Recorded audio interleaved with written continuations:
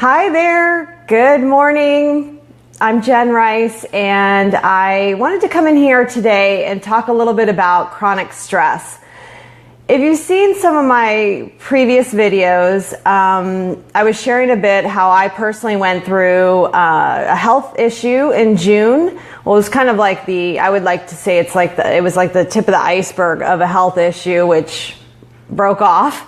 And in that journey, I went to a functional medicine physician and realized that pretty much the stress that I have been living under personally for many years, a lot of us work at a really high level, that, I suffered some health problems in consequence of that, really. So I wanted to really come in and talk a little bit about health issues that can occur when we're under this chronic stress. And I don't mean there's good stress. Like, I remember studying for boards, studying for all kinds of things where, that's good stress. It allows you to perform. Hitting certain deadlines, maybe doing something new. That is good kind of stress.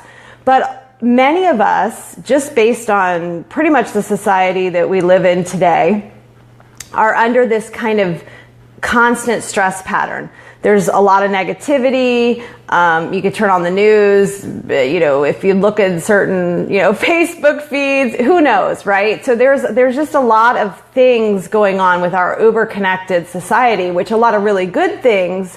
Hey Lee, thanks for being here. I'm excited you're here. There's a lot of good things happening around us, but a lot of times the negative is what's focused on. So let's talk about health problems. If you've seen any of my previous videos, I've talked about my GI problem, so gastrointestinal issue. The reason that I ended up kind of going down this road of really looking into stress, chronic stress, how that leads to burnout in our workplace, a culmination of a lot of things really was my own GI issues. So I had this really irretractable heartburn. And this went on, and I tried different things, and it came to the point where I was on various medications. The medication I was taking, I landed in the ER twice due to angioedema, which is swelling of your lips from an allergic reaction. So when I became allergic to my Western medicine that I so love, I had to find some other options, and that's when I visited a functional medicine doctor. Was placed on a diet that was about 6.5 weeks ago. Not only do I feel incredible, I'm off all medications, I do not have heartburn issues. This is maybe another video topic, and I've certainly shared it a couple times here, but I just want you to understand my frame of reference and why I'm so passionate about talking about these red flags that our health can give us. So my big red flag of my chronic stress condition came from these heartburn symptoms, right? So I don't know what your red flags are, but here are some that may be helpful to you. Depression, anxiety.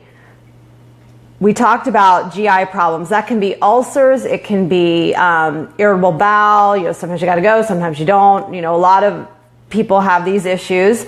Back pain, neck pain, shoulder pain. Those are three big things that are a sign of chronic stress happening.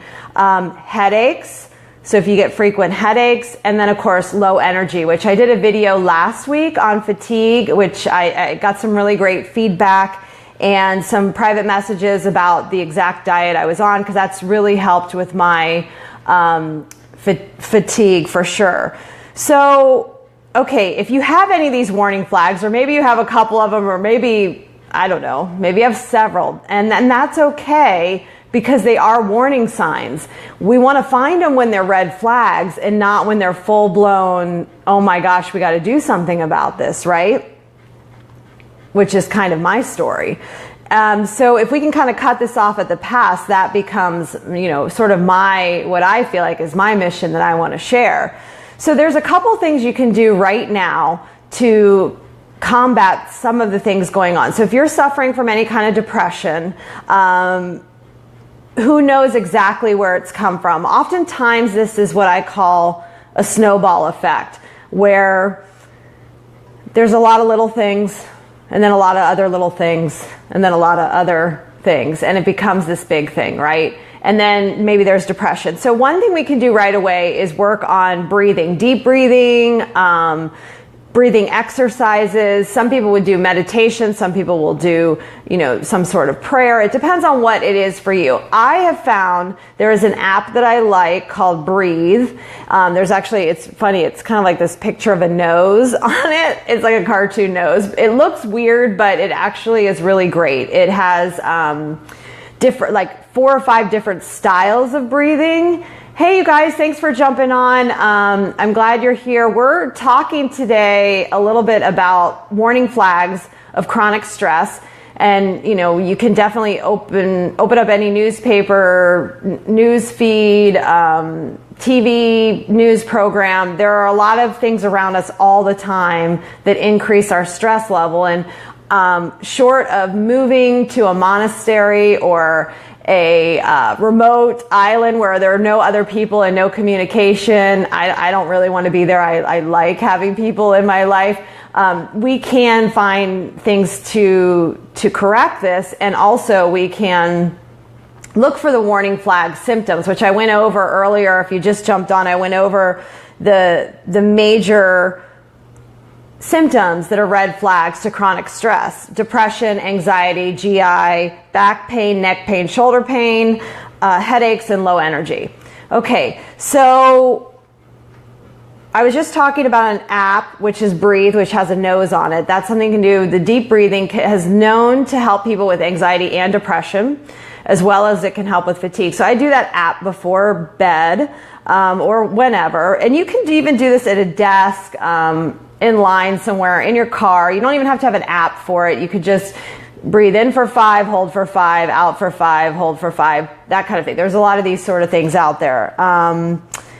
Second thing is movement. And if you can focus on moving your body every day through exercise, walking, anything, that's going to help with the pain issue. So if you're someone that's with neck pain, shoulder pain, back pain, I carry a lot up here. A lot of us do.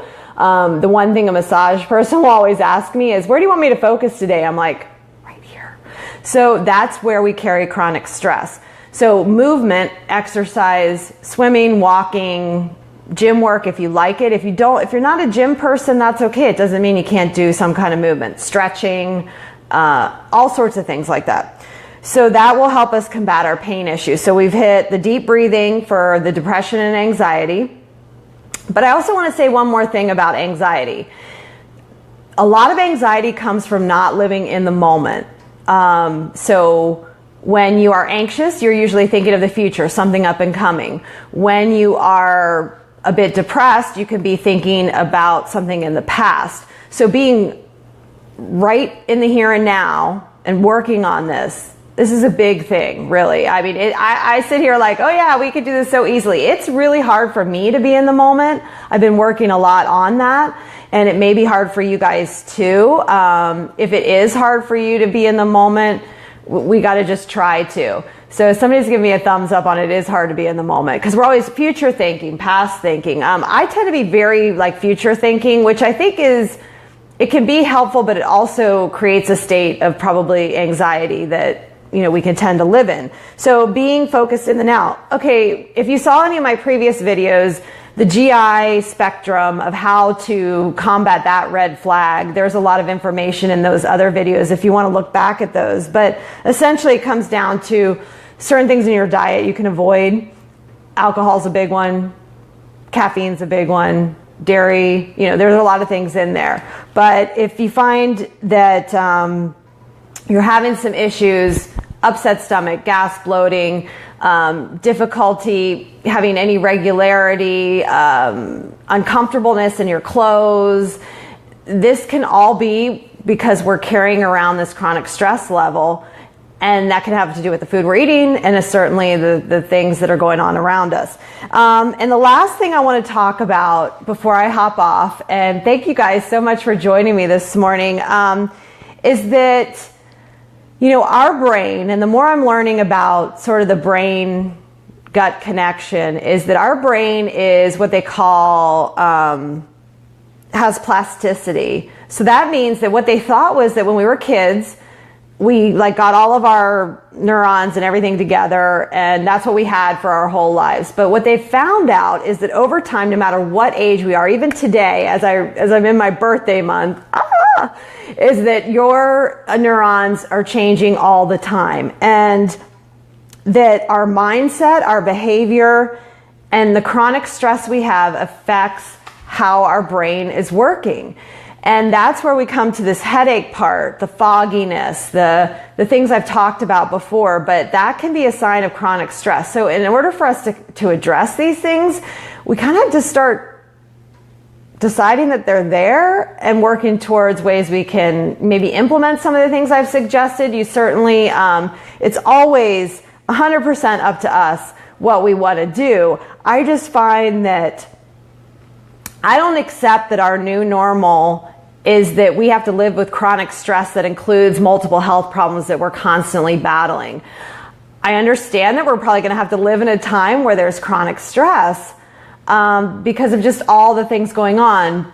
But what we can control and what we can head off is serious disease states, worsening symptoms, worsening just well-being overall, right? So I hope you guys got some value from what we were talking about today, and I so appreciate you guys jumping on. And like I said, if we can avoid the red flags, it's going to be super helpful for us. And if you guys have extra questions, comments, we can kind of start a dialogue below. In some of the other videos I've done before, I've even asked people if they want to private message me. We can certainly toss around some things. I recently shared with a good friend of mine who has MS. I shared with her my diet that I'm on. Obviously, she's going to go seek a functional physician in her area where she lives, but I at least shared with her what I was put on for anti-inflammatory, different things, changes that I was making, seeing if she implements or tries out one thing or two, it may help with some of her worsening symptoms that have come along with MS, which can include like visual, certainly headaches, fatigue. She mentioned to me she was just super tired, just tired. And there were still some things in her diet that questionably, like if they took it out of mine for my little, what I would consider like my little heartburn, I mean, it's a big problem for me, but in the broad scope of things, it's a manageable thing. Her condition is obviously, much more serious. However, if they're removing that for my condition, maybe it would make sense for her to do the same. So if you guys have any questions, feel free to private message me. Certainly, I think people benefit from other people's input below, and they definitely have been. I'm just excited to kind of really be on a project of just staving off some of these things. Like, I don't think it should be normal for every other woman I know to have an autoimmune condition. I'm not willing to really accept that. And I think there are a lot of things we can do to help kind of correct that. So thank you guys so much for watching today. Have a great weekend, and talk to you soon.